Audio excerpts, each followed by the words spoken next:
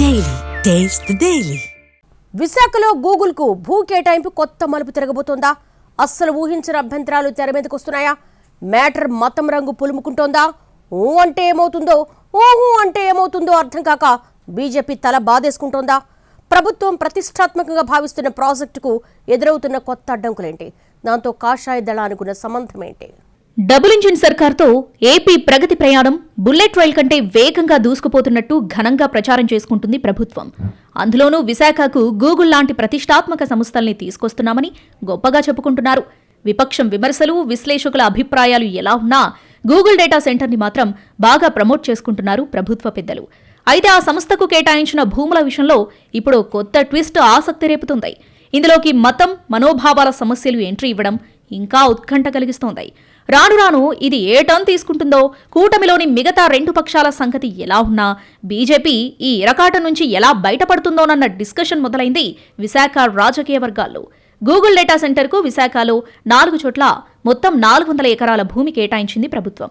అయితే అందులో ఒక చోట ఇచ్చిన 150 ఎకరాలు సింహాచలం వరాహ లక్ష్మీ నరసింహస్వామి దేవస్థానానికి సంబంధించినవి కావడమే వివాదానికి అసలు కారణం.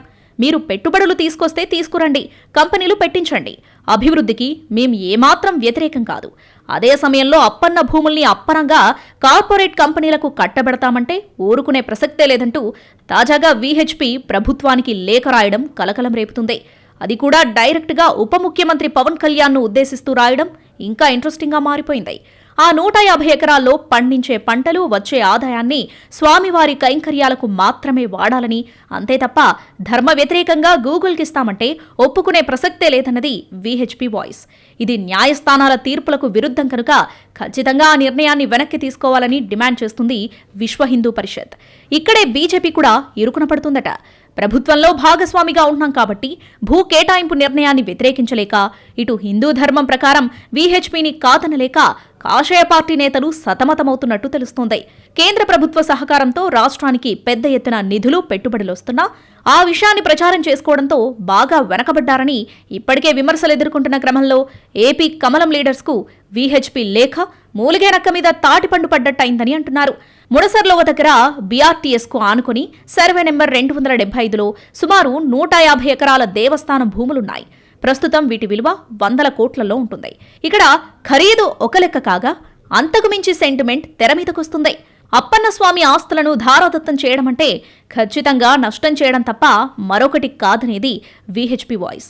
దేవస్థానానికి చెందిన గజం భూమిని కూడా పరాయిపాలు చేయకూడదన్న నిబంధనలున్నాయని, ఆ సంగతి తెలిసి కూడా ఈ నిర్ణయాన్ని అమలు చేయాలనుకుంటే సహించేది లేదని అంటున్నారు విశ్వ హిందూ పరిషత్ నాయకులు.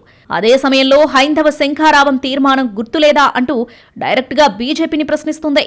ఒకవేళ తప్పనిసరి పరిస్థితుల్లో దేవాలయ భూములను అభివృద్ధి అవసరాల కోసం వినియోగించుకుంటే అందుకు ప్రతిఫలంగా కేటాయించే ల్యాండ్ సైతం అదే స్థాయి ప్రయోజనకరంగా ఉండాలి తప్ప పనికిరాని భూముల్ని ఇస్తామంటే కుదరదని కూడా క్లారిటీగా చెప్పేస్తుంది వీహెచ్పీ. ఇటు సింహాచలం భూముల్ని తీసుకుంటే ప్రత్యామ్నాయంగా చూపాలనుకుంటున్న ల్యాండ్ అంత ప్రయోజనకరమైంది కాదని బీజేపీలోనే ఓ వర్గం వాదిస్తుందట. ల్యాండ్ టు ల్యాండ్ విధానం ద్వారా అత్యంత ఖరీదైన, సస్యశ్యామలంగా ఉండే భూముల్ని ప్రైవేట్ సంస్థలకు కట్టబెట్టి అభివృద్ధికి ఎలాంటి ఆస్కారం లేని వాటిని ఇవ్వడమంటే స్వామి ఆస్తులకు నష్టం కలిగించడమేనని వాదిస్తున్నాయి హిందూ సంఘాలు. ఈ పరిస్థితుల్లో గూగుల్ ల్యాండ్ వ్యవహారం కూటమికి, ప్రత్యేకించి బీజేపీకి ఇరకాటం కావచ్చని అంటున్నారు. పైగా పార్టీ రాష్ట్ర అధ్యక్షుడు పీవీఎన్ మాధవ్ విశాఖకు చెందినవారే కావడంతో ఈ వ్యవహారం పార్టీకి ముందు నుయ్యి వెనక గొయ్యి అన్నట్టుగా మారినట్టు చెప్పుకుంటున్నారు.